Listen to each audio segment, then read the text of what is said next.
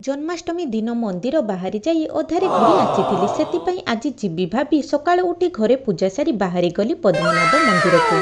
आज भल शाढ़ी खंडे पिंधि बोली टिके अधिक मेकअप हो जाइए देखिके कहे सांग मैंने मु केमिति लगुच। मंदिर नियम अनुसार फोन भीतर को एंट्री नाही, तेणु फोन को बाहर रखी मंदिर रे विष्णु पद्मनाभ अवतार को दर्शन कर सारी मंदिर रे प्रसाद खाई आसिलु। सत कहे सांग मैंने ये जो फोन मंदिर भीतर को एंट्री बंद नियमटा केमिति?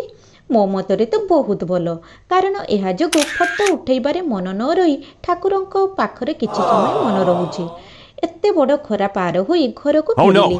एठाकार समस्त मुंडरे ए फूलमाली देखी देखी आज निज खंडे आनीछि आउ ताको पिंधि टिके रिहर्सल कली। परे दुईटी ब्रेड खाई बाकी थिबा पेटर शून्य स्थान को पूरण कली। दिन में आइष भक्षण बारण थिबारु राति को भात को आइष रांधि खाइली। भिडियोटी एइठी रखुछु। भिडियोटी भल लागितिले लाइक करंतु और चैनल टी को सब्सक्राइब करंतु। जय जगन्नाथ।